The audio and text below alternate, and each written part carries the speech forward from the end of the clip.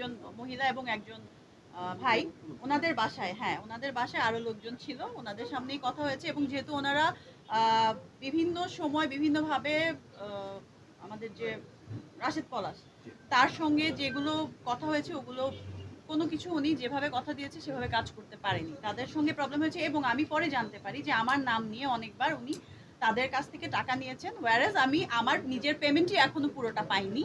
আর বলেছে যে আমি এক্সট্রা শুটিং করলে এক্সট্রা পেমেন্ট করতে হবে, আমি আমার নিজের ছবিতে আইটেম গান করতে গেলে আমি নাকি এক্সট্রা পেমেন্ট চাচ্ছি। যেহেতু ওনারা নতুন প্রডিউসার, আমাকে দেখে ইনভেস্ট করেছেন। ভাবি আসলে আমাকে, মানে ভাবির সাথে আমার অনেক ক্লোজ রিলেশন। তো ভাবি বললো যে আমি আসলে, আমরা আমেরিকা থাকি বাট অনেক পছন্দ করি, অনেক ভালো লাগে, অনেক শিক্ষিত স্মার্ট নায়িকা, বাট এই পলাশের সঙ্গে এগুলো শুনে আমরা আসলে খুব আহত। পরে তোমার সঙ্গে কথা বলে এবং এখানে যে আজ ইন্টারন্যাশনালের যে সিইও আয়েশা সিদ্দিকী এবং শাহাদাত হোসেন লিটন ভাই, ওনাদের সঙ্গে টাকা পয়সা নিয়ে পলাশের সঙ্গে অনেকবার যা আমার কথা বলে আসছে নিউজে, ওনাদের সঙ্গেই হয়েছে এইসব অনেক কিছু। এবং লাস্ট পর্যন্ত ডিস্ট্রিবিউশনের জন্য, প্রমোশনের জন্য যে টাকা পয়সা নিয়েছেন সেগুলোতেও ঝামেলা করেছে, শ্যুট ঠিক মতো করেননি আসলে। এবং ওনাদেরকে টেকনিশিয়ানের তরফ থেকে এবং আর্টিস্ট যারা আছেন ওনারা ফোন করে করে বারবার বলছেন যে আমরা আপনাদের প্রোডাকশনে কাজ করেছি বাট টাকা পয়সা পাইনি। এই হচ্ছে বিষয়।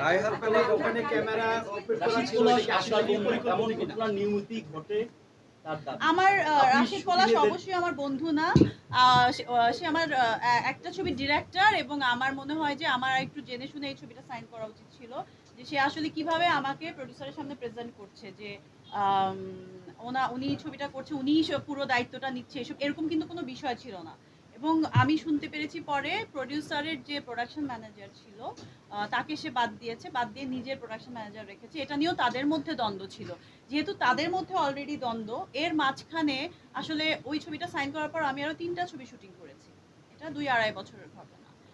আর এর মাঝখানে আমাকে নিয়ে আরো কি কি বলেছে, একটা ছবির তো একদম সব কিছুর মধ্যে তো আমি লেগে থাকতে পারি না। আমার শুটিং হয়েছে, কথা হয়েছে যে হ্যাঁ পলাশ আমাকে বলেছে যে ওরা টাকা দিচ্ছে না, আসলে বড় আর্টিস্ট কিভাবে হ্যান্ডেল করতে হয় বা যে কোনো আর্টিস্ট, ওরা নতুন প্রডিউসার ভালো না। আবার ওদের পক্ষ থেকে এখন শুনছি পলাশ আসলে টোটালি আনপ্রফেশনাল ওয়েতে কাজ করেছে এবং আপনার নামে এবং আরো বিভিন্ন মানুষের নামে যারা এখানে আজ ইন্টারন্যাশনালে যারা দায়িত্বে আছেন, যেহেতু যে ইনভেস্টার উনি বাইরে থাকেন, দায়িত্বে আছেন, তাদের সঙ্গেও আসলে একটা ঝামেলা পাকিয়ে এই জিনিসটা এভাবে ক্রিয়েট করেছে। আচ্ছা, আমি এরকম কোনো ভিডিও দেখি না এবং কোনো কিছু এরকম আসলে পাই নাই আসলে, ঠিক আছে। আসলে একটা আমরা একটা ইনভাইটেশনে গিয়েছিলাম, সেটা হচ্ছে ভাবির বাসায়। তো ওইখানেই আসলে ওরা ওকে জেরা করছিল যে এরকম কেন হলো, এরকম কেন হলো, ডিস্ট্রিবিউশনের জন্য তুমি দায়িত্ব নিলা, আমাদেরকে দিলা না, লিটন ভাই এত পুরনো মানুষ ফিল্মের, ওনাকেও তুমি অ্যাভয়েড করে গেলা, কেন এইসব করলা, সবকিছু এরকম কথা কাটাকাটির মাঝখানেই একটা বিষয় হয়েছে। আসলে এমন কিছু হয় নাই যেটা নিয়ে আমি তো বলিনি এখনো, বলেছি আমি এবং আমার ডেটস অনেক দিন ডেটস দিয়ে ওই ডেটগুলো ইউজ করেন নাই। তো এরকম আসলে অনেক কিছু বিষয়। আরো ওই যে সিইও আসতে, আজ ইন্টারন্যাশনাল সিইও আসবে, উনি আসলে আরো ডিটেল বলতে পারবে। আমার এই এতটুকুই জানা, এতটুকুই।